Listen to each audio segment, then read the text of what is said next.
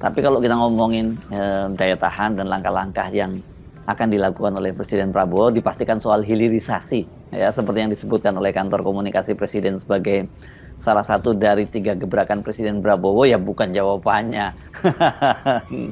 Ini kan lebih kepada daya, selain daya tahan, daya tawar dan kemampuan diplomasi kita.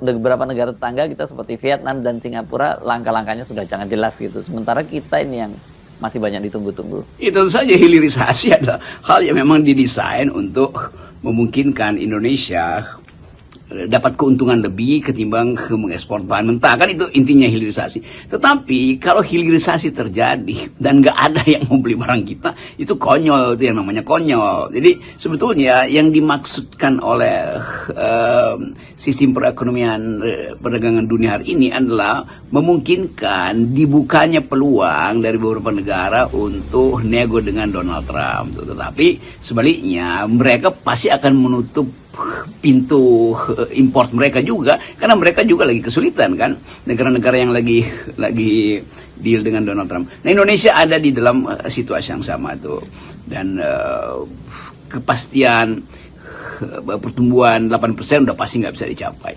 Maka pemerintah atau Pak Prabowo pasti sudah berpikir, oke, 5% juga nggak apa-apa, tetapi dia tidak mengganggu semacam yang lebih penting adalah legitimasi presiden.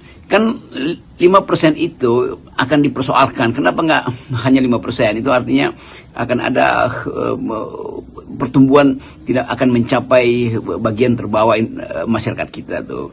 Bahkan bagian teratas akan tergerus harga sahamnya karena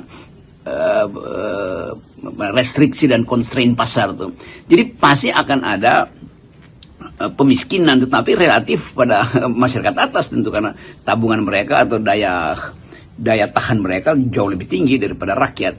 Jadi keadaan dunia ini akan memberatkan rakyat. Nah, pada saat itu kalau konflik politik tidak diselesaikan melalui transaksi yang rasional, itu akan menyebabkan social unrest kan itu dasarnya kan. Jadi rakyat akan menuntut, kenapa kemakmuran kami dikurangi, kenapa subsidi dikurangi, kenapa dana-dana publik harus diefisiensikan. Itu yang harus kita jaga tuh, bukan kita jaga, yang pasti akan dijaga oleh Presiden Prabowo. Nah, pada saat semacam itu, tuntutan-tuntutan yang di balik layar pasti akan menjadi-jadi tuh, karena semua orang akan melihat bahwa ini kesempatan untuk mempersoalkan kembali apa penyebab sehingga Indonesia terpuruk hari ini, bahwa fundamentalnya sebetulnya lemah dari 10 tahun yang lalu. Siapa yang mesti disalahkan? Nah, selalu orang akan pergi pada Jokowi.